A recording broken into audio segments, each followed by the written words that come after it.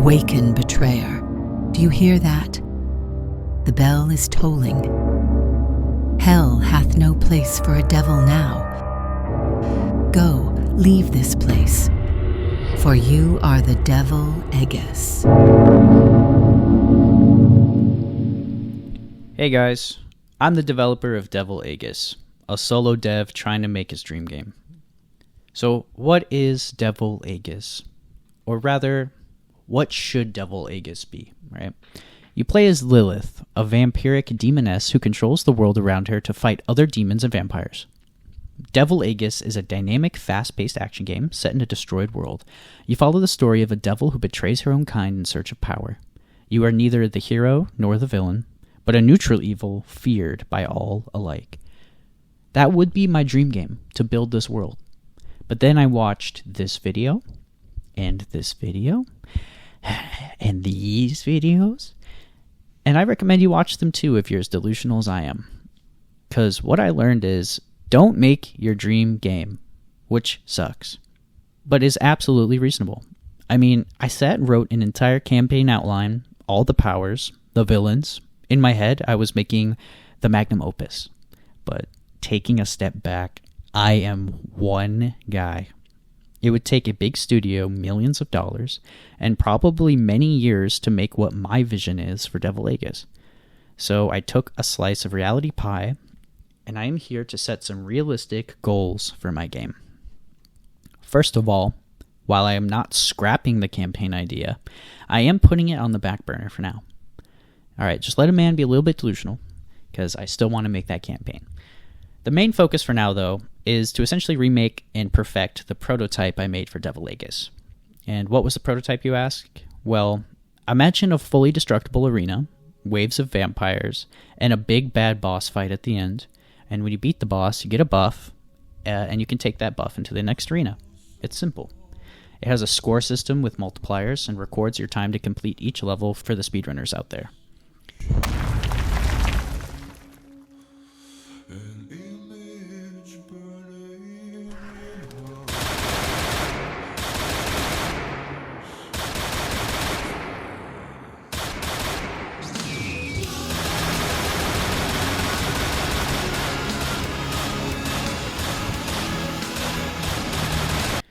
Now, here is the pipe dream I have, right?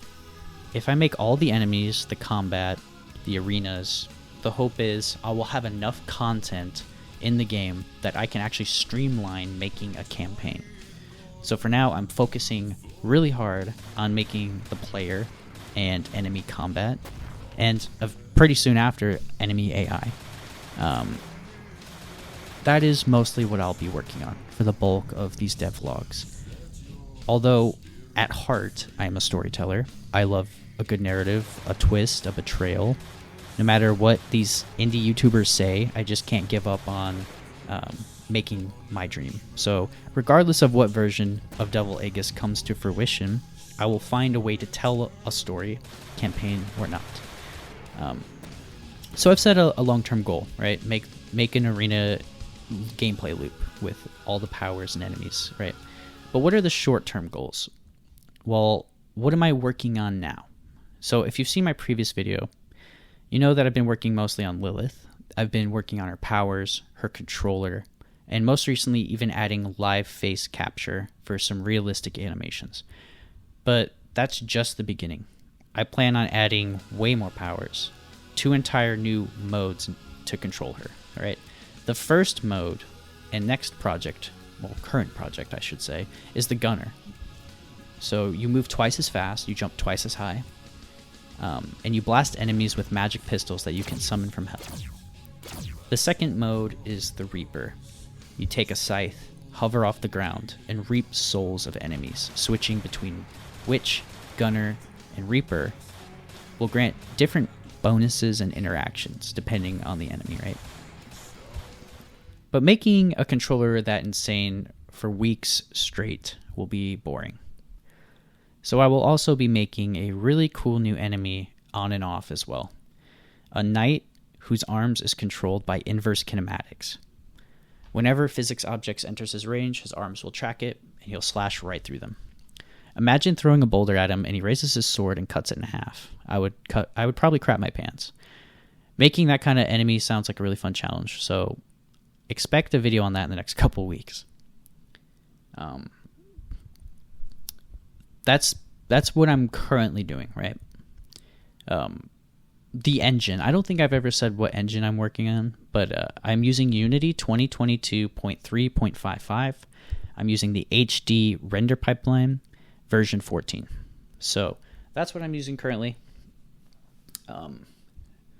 Now that I've finished reading the script, I am probably going to ramble a little bit. Making an indie game is hard. It is really hard. You wake up and you don't have a boss. You don't have direction. You don't have someone saying, all right, do this today, buddy. You just got to do this. You clock in, clock out. No, it's like I work a job. I work an actual job. And then I come home, I have a daughter. I have a girl. I have a family, right? I spend time with.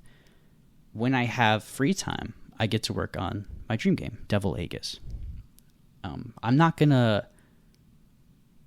sit here and say I have it hard, right? I don't. But I'm going to say it is hard to make an indie game, especially if you already have a life. I recommend doing this if you're like a teenager during the summer and you just have a bunch of free time, right? Second, it's very expensive to make a game. Like, I get it now. When I see all of those 2D indie games where everything looks hand-drawn and I'm like, it looks like mobile games, right? And I just look at it and I say, man, I don't want my game to look like that. I want a really cool environment. Like, I want realistic, scary enemies. But then, you actually start making a game and you realize, wow, I really want to make a 2D cheap game with really low quality art that I can draw myself. So the drawback of making the game I want to make and the game that most indie devs make is cost. Like, not just time, but also cost. A lot of the assets I got are or were on sale, but it has still cost like a few $100s just to make the game look pretty. Of course, I believe every cent of it's worth it. I enjoy the process just as much as I would the end product, right? The process, to me, is a game. Like, Unity engine is a game. I feel like I'm playing a game when I make a game. So it's all worth it. It's fun. But it's expensive.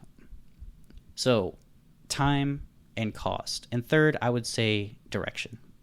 Like I said, you wake up, you don't have a boss telling you what to do. You don't have a director or a manager saying, all right, buddy, you got to make this today, or here's how we're going to do this, here's the outline. You have to do all that yourself. So you write the scripts yourself. You animate the characters yourself. You build the controllers. You do everything yourself. And while it is very challenging and also, on the flip side, very rewarding, it is very difficult. Would I recommend making an indie game? Absolutely, 100%. It is the most fun experience I've ever had, making this game. This challenge of making my dream game is probably the most fulfilled I've felt in a long time. It is better than sitting on my ass, scrolling on Reels, or watching YouTube videos, or just playing other people's games. Like, I love games, I love playing games, but making games is way more fulfilling at the stage of life I'm at right now than playing them. Like, if when I was 15, 14, playing games, I could play games for 12 hours straight. But now, like, every second I spend playing games, I feel like I'm wasting time. And I don't want to waste time. I want to make something that will last. So I'm working really hard. And even if this game flops, just knowing that I made it will be enough for me, right? So that's the third thing is the direction. You don't have direction as much. You don't have like a boss telling you what to do. So time, cost, direction. But if you can get past all that and just kind of say, you know what, I'm my own boss. I'm going to fund my own game. I'm going to write all the scripts. I'm going to do all the work, and I'm going to find all the time. Then yeah, do it. It's great. This isn't meant to be a expose on what it is to be an indie developer. nor is it meant to influence people into becoming indie developers or abstaining from becoming indie developers. Rather, I'm just kind of rambling because why not? Anyway, TLDR, I should say. Gonna be working really hard on that controller. Gonna be making the enemy AI. You should see some previews of the gunner, as well as hopefully the knight, the inverse kinematics knight that slices through physics objects. That's going to be coming in the next couple weeks, okay? Hold me to that. All right. Thank you, guys. I really appreciate you. Peace. Also, like and subscribe.